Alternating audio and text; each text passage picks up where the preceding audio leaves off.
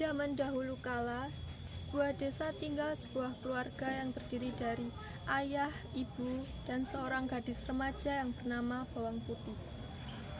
Mereka adalah keluarga yang bahagia. Meski ayah Bawang Putih hanya pedagang biasa, namun mereka hidup rukun dan damai. Suatu hari ibu Bawang Putih sakit keras dan akhirnya meninggal dunia. Bawang Putih sangat berduka, demikian pula ayahnya.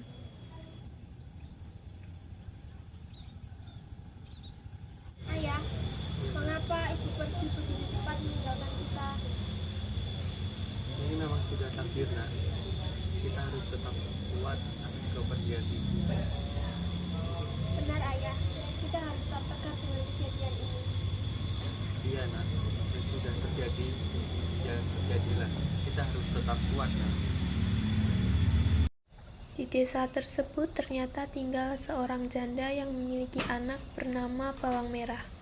Semenjak ibu Bawang Putih meninggal, ibu Bawang Merah sering berkunjung ke rumah Bawang Putih. Dia sering membawakan makanan, membantu Bawang Putih membersihkan rumah, atau hanya menemani Bawang Putih dan ayahnya mengobrol. Bawang Putih, ini ada sedikit makanan untukmu, nak. Terima kasih, Bu. Ya, sama-sama. Ya sudah, ibu pulang dulu ya. Sudah mau pulang ya? Salam untuk Bawang Merah ya, Bu.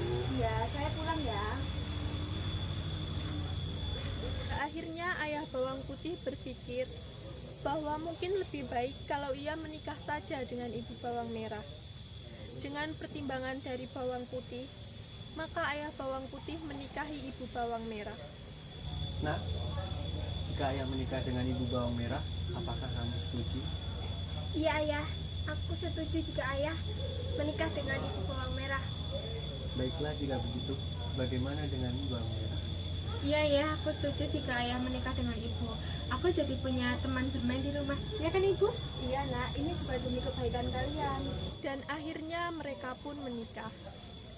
Awalnya ibu Bawang Merah dan Bawang Merah sangat baik kepada Bawang Putih.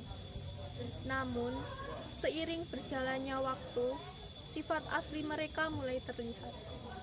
Mereka kerap memarahi Bawang Putih dan kerap memberinya pekerjaan yang berat saat ayah Bawang Putih sedang berdagang. Ayah Bawang Putih tidak mengetahui perbuatan tersebut karena Bawang Putih tidak pernah menceritakannya. Bawang Putih sini. Sekarang juga kamu harus mencuci, mengepel, dan mengerjakan semua pekerjaan rumah. Mengerti?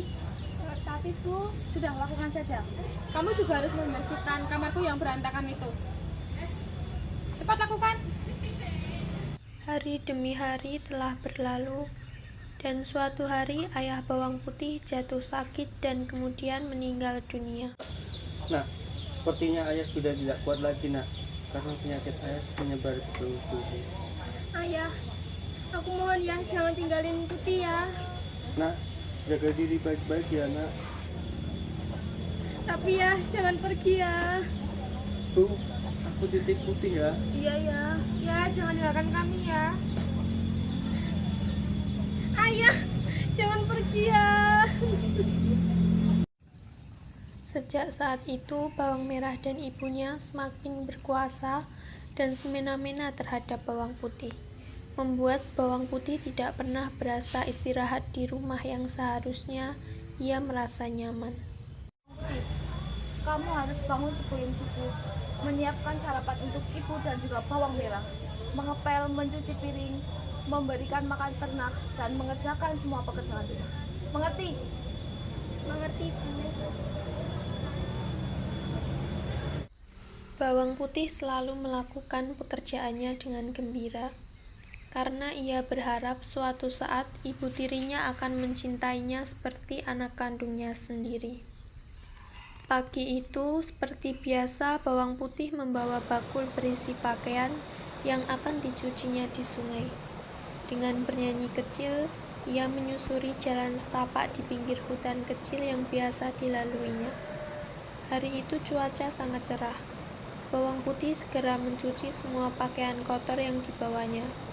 Saking terlalu asiknya, Bawang Putih tidak menyadari bahwa salah satu baju ibu tirinya hanyut terbawa arus. Celakanya baju yang hanyut adalah baju kesayangan ibu tirinya. Ketika menyadari hal tersebut, bawang putih mencoba menyusuri sungai untuk mencarinya. Namun, bawang putih tidak berhasil menemukannya. Dengan putus asa, ia kembali ke rumah dan bercerita kepada ibunya. Maafkan Putih, baju ibu hanya terbawa arus. Apa? Dasar ceroboh. Aku tidak mau tahu, kamu harus cari baju itu dan menemukan baju itu. Mengerti? Bawang putih terpaksa menuruti keinginan ibu tirinya. Dia segera menyusuri sungai tempat mencuci tadi. Terik matahari mulai terasa, namun bawang putih belum juga menemukan baju ibunya. Dia memasang matanya dengan teliti, diperiksanya setiap juluran akar yang menjorok ke sungai. Siapa tahu baju ibunya tersangkut di sana. Namun, ia masih tetap saja belum menemukan baju ibunya. Bawang putih pun mulai putus asa. Bawang putih melihat gubuk tua dan segera menghampiri rumah itu, lalu mengetuknya. Permisi.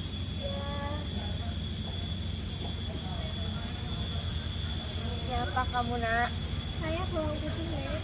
Saya sedang mencari baju ibu saya yang hanyut terbawa arus. Dan sekarang kemalaman. Bolehkah saya menginap di rumah nenek satu malam saja? Oh ya, tadi saya menemukan bajumu. Tapi aku akan mengembalikannya asal kamu mau menginap bersamaku. Apakah kamu bersedia, Nak? Baiklah, Nek. Saya akan menginap di rumah nenek selama seminggu. Asalkan nenek tidak bosan saja dengan saya. Selama seminggu, bawang putih tinggal bersama dengan nenek itu. Setiap hari, bawang putih membantu mengerjakan pekerjaan rumah nenek.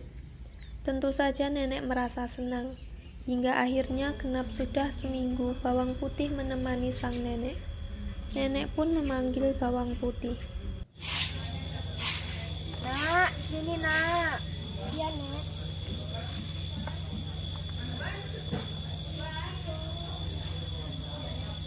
Sudah 1 minggu kau di sini. Aku senang karena kau rajin dan berbakti. Sesuai dengan janjiku, aku akan mengembalikan bajumu. Dan kamu harus memilih salah satu labu ini sebagai hadiah. Aku akan mengambilkan baju. Tidak usah, Nek. Terima kasih. Ayolah bawang putih. Baiklah. Putih memilih yang kecil saja ya, Nek. Mengapa kau memilih yang kecil tidak yang besar bawang putih?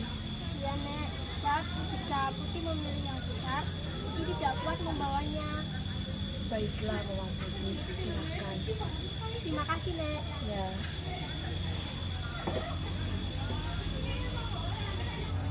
Sampainya di rumah, bawang putih menyerahkan baju merah milik ibu tirinya. Ibu, ini bajunya. Dari mana saja kamu? Aku dari rumah nenek yang menemukan baju ini. Kemudian aku disuruh untuk menginap di rumahnya selama seminggu, Bu. Kenapa tidak tinggal di sana saja? Bawang putih pun pergi ke dapur untuk membelah labu kuningnya. Alangkah terkejutnya bawang putih ketika labu yang dibelahnya berisi emas permata yang sangat banyak. Hah? Emas? Ibu, aku mendapatkan emas permata, Bu. Gembel, kamu dapat emas dan permata ini dari mana? Ya, dari mana kamu mendapatkan? Aku mendapat emas permata ini Dari mana?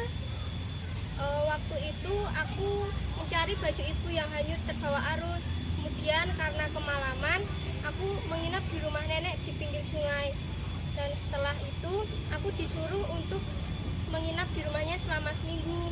Kemudian setelah genap seminggu, aku diberi hadiah ini.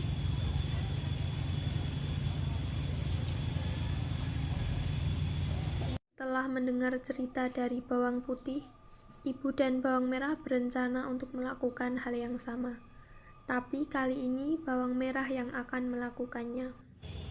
Bawang merah, kamu harus melakukan apa yang dilakukan oleh anak sialan itu. Baiklah, Ibu.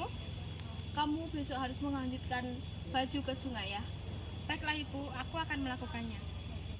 Keesokan harinya, bawang merah pun menghanyutkan bajunya ke sungai.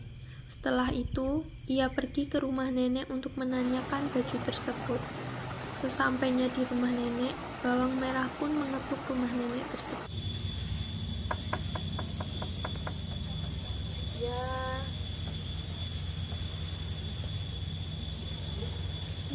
Nenek tahu tidak baju saya yang hanyut tadi? ya saya tahu. Tapi kamu harus menginap 1 minggu di sini. Iya, saya akan menginap selama 1 minggu di sini.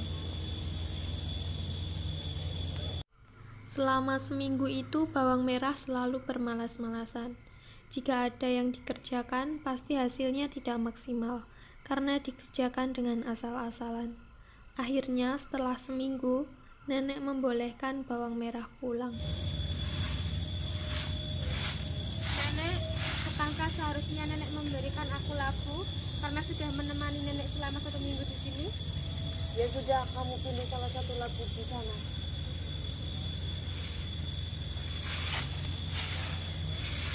Aku pilih yang ini ya, Nek.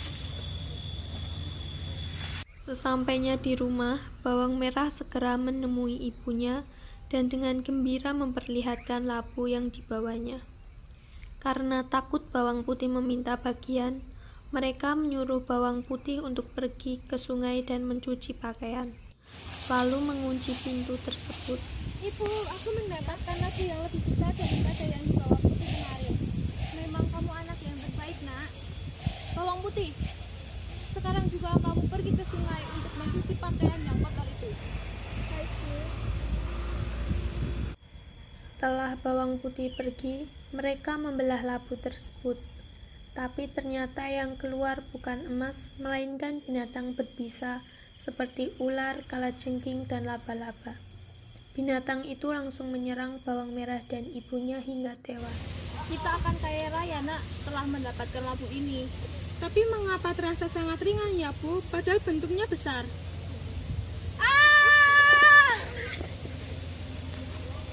Jadi seperti itulah kisah bawang merah dan bawang putih. Pesan yang dapat kita ambil dari kisah tersebut, yakni dalam hidup kita harus selalu berbuat baik.